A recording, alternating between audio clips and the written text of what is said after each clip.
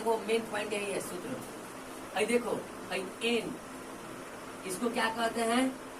प्रथम एनवा पद, एनवा पद, ठीक है। हाई हो गया का प्रथम पद,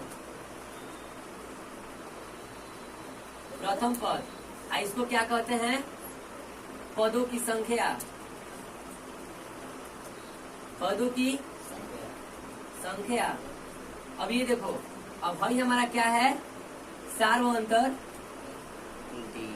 सार्व अंतर कहलाता है, जिसको हम क्या डी से सुनिश्चित करते हैं। समझ में आया ना? देखो जब भाई एन कहे तो यानी कि एनवा पद इसको बोलते हैं। जैसे मान लो यहाँ पर तो कुछ इम्पोर्टेंट सवाल बताते हैं। ए का तीसवा यानी कि एपी का तीसवा पद, यानी कि तीसवा पद अगर हमको ज्ञात करना होगा, ठीक है ना, तो तीसरा पद के लिए सूत्र एकदम ट्रिक है, आसान। देखो क्या करेंगे, ए प्लस है ना, भाई देखो 30 से तो 1 हटा देंगे, 29 डी। समझ में आ गया?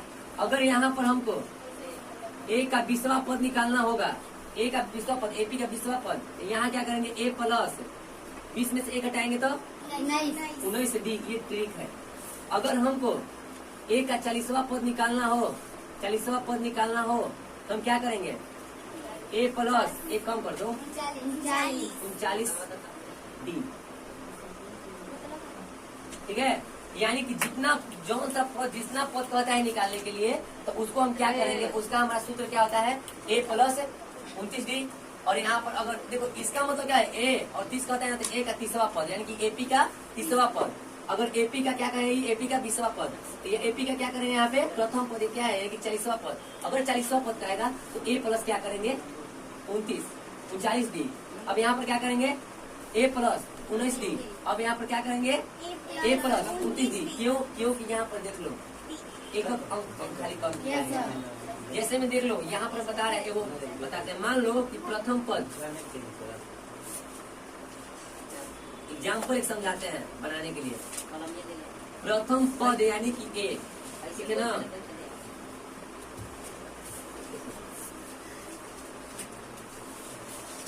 एपी का, एपी बराबर 40, यानी कि 10, 12, 25, यानी कि 13, यानी कि 16, और बराबर कितना? 30वां पद ज्ञात करें, है ना। कौन सा पद? तीसवा पद ज्ञात करना है। जब तीसरा पद कहेगा ज्ञात करने के लिए, तो कुछ नहीं करेंगे। प्रथम ये हमारा कुछ होगा, प्रथम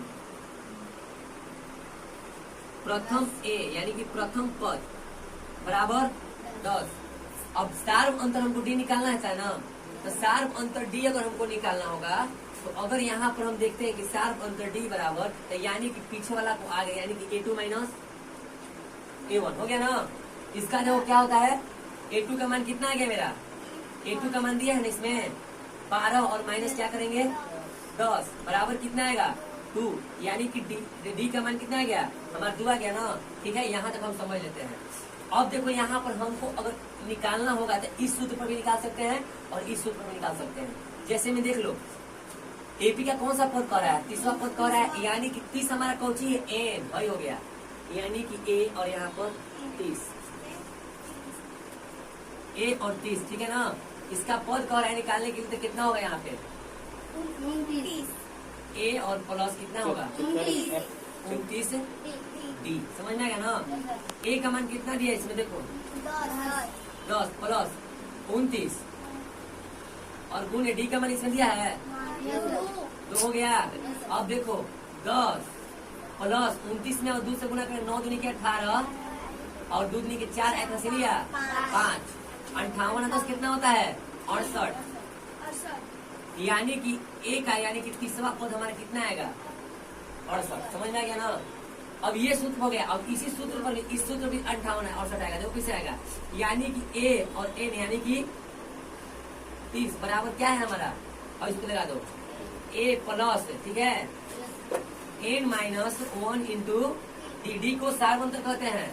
देखो ए का मान हम दिखाई दिया है ना पे 10 करो, एन का मान इसमें दिया है, एनवा पद, एन का मान क्या है, एनवा पद 30 -1 और डी का मान कितना दिया है 2 हो जाएगा ना।